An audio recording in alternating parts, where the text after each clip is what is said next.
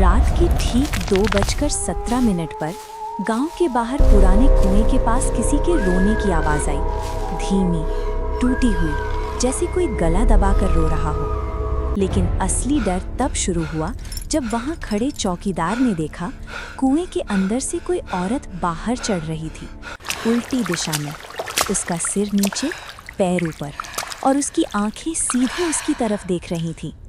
अगले ही पल चौकीदार चीख भी नहीं पाया, बस उसका गला अपने आप कट गया। अगर आपको ऐसी रहस्यमयी कहानियां पसंद हैं तो वीडियो को लाइक ज़रूर करें, क्योंकि जो कहानी आप सुनने जा रहे हैं वो सिर्फ कहानी नहीं, एक अधूरी सच्चाई है। मध्य प्रदेश के एक छोटे से गांव भैरवपुर में ये घटना हुई थी। ये गांव बाहर से बिल्कुल शांत और सामान्य लगता था। हर सुबह खेतों में काम करते लोग, बच्चों की हंसी, मंदिर की घंटियां, सब कुछ बिल्कुल ठीक। लेकिन गांव के एक कोने में एक पुराना टूटा हुआ घर था, जिसे लोग डायन का घर कहते थे, और वहां कोई नहीं जाता था। इस कहानी का मुख्य किरदार है आरव, शहर से आया एक पत्रकार जो अजीब और अनसुलझे मामलों की जांच करता था। जब उसने इस गांव के बारे में सुना तो उसने फैसला किया कि वो सच्चाई पता लगाएगा। गांव में पहुंचते ही उसने देखा लोग उससे नजरें चुरा रहे थे, जैसे वो कोई ऐसी चीज पूछने आया हो जिसका जवाब देना मना हो। डायन का घर कहाँ है? आरव ने एक बूढ़े आदमी से पूछा। बूढ़ा आदमी अचानक कांप गया। बेटा, वहां मत जाना, वो घर नहीं, मौत है। आरव हंसा। मैं डरता नहीं, मैं डरने वालों में से नहीं हूँ। बूढ़ा बस इतना बोला, वो तुम्हें डराएगी नहीं, वो तुम्हें तुम्हारे ही दिमाग से मार देगी। शाम ढलते ही आरव उस घर की तरफ चल पड़ा। जैसे जैसे वो करीब जा रहा था, हवा ठंडी होती जा रही थी। अजीब सी खामोशी, न कोई पक्षी, न कोई जानवर, जैसे पूरा इलाका सांस रोककर खड़ा हो। घर के दरवाजे पर पहुंचते ही उसने देखा दरवाज़ा खुद ब खुद थोड़ा सा खुला। किसी ने धक्का दिया, उसने खुद से पूछा, लेकिन आसपास कोई नहीं था। अंदर कदम रखते ही धूल की गंध और सड़ी हुई चीज़ों की बदबू। दीवारों पर अजीब निशान, जैसे किसी ने नाखूनों से खरोंचा हो। तभी ऊपर से किसी के चलने की आवाज़ आई, ठक ठक ठक। कोई है? आरव ने आवाज़ लगाई, कोई जवाब नहीं। वो धीरे धीरे सीढ़ियां चढ़ने लगा। हर कदम पर लकड़ी चरमरा रही थी। जैसे ही वो ऊपर पहुंचा, उसने देखा एक कमरा जिसका दरवाज़ा आधा खुला था और अंदर कोई खड़ा था। लेकिन जैसे ही आरव ने दरवाज़ा खोला, अंदर कोई नहीं था।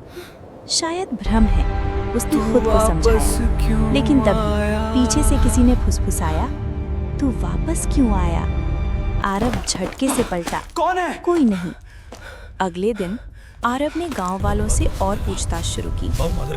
तभी उससे पता चला, करीब 20 साल पहले इस घर में एक औरत रहती थी, गौरी।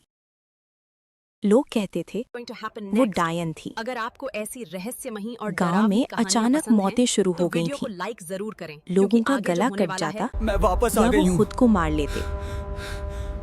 सबने आरोप लगाया गौरी पर, और एक रात गांव वालों ने उसे पकड़ लिया।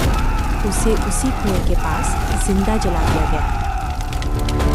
मरते वक्त गौरी ने सिर्फ एक बात कही थी, मैं मरूंगी नहीं, मैं तुम सब के अंदर जिंदा रहूंगी। लेकिन कभी कभी लोगों को आवाजें सुनाई देती थीं, और जो भी उस घर में गया वो या तो पागल हो गया या मर गया। आरव को लगा ये सब अंधविश्वास है, लेकिन उसी रात उसके साथ कुछ ऐसा हुआ जिसने उसकी सोच बदल दी। वो अपने कमरे में बैठा था। अचानक उसका मोबाइल अपने आप रिकॉर्डिंग चालू हो गया। उसने रिकॉर्डिंग सुनी और उसके चेहरे का रंग उड़ गया। रिकॉर्डिंग में उसकी खुद की आवाज थी, लेकिन वो कुछ ऐसा बोल रहा था जो उसे याद नहीं था। मैं वापस आ गई हूँ, इस बार कोई नहीं बचेगा। आरव के हाथ कांपने लगे। ये मैंने कब कहा? तभी उसके सामने आईने में उसका चेहरा बदलने लगा। आंखें काली, चेहरा झुलसा हुआ और होठों पर एक डरावनी मुस्कान। तू मुझे पहचानता है आरव? आरव पीछे तू हट मुझे गया। पहचानता नहीं, है? ये सच नहीं है। आईने में उसका ही चेहरा बोला, तू मुझे भूल गया, लेकिन मैं तुझे नहीं भूली। उस रात के बाद आरव बदलने लगा। उसे हर जगह वही आवाज सुनाई देती।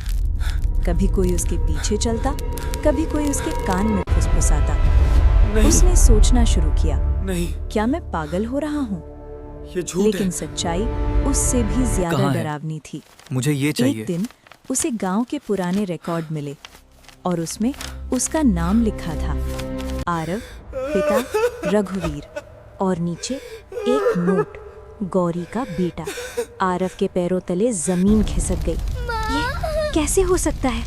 तभी उसे याद आया उसके बचपन की कुछ टूटी हुई यादें, आग, चीखें और एक औरत जो उसे बचाने की कोशिश कर रही थी। आरव समझ चुका था, गौरी उसकी माँ थी और गांव वालों ने उसे डायन कहकर मार दिया था।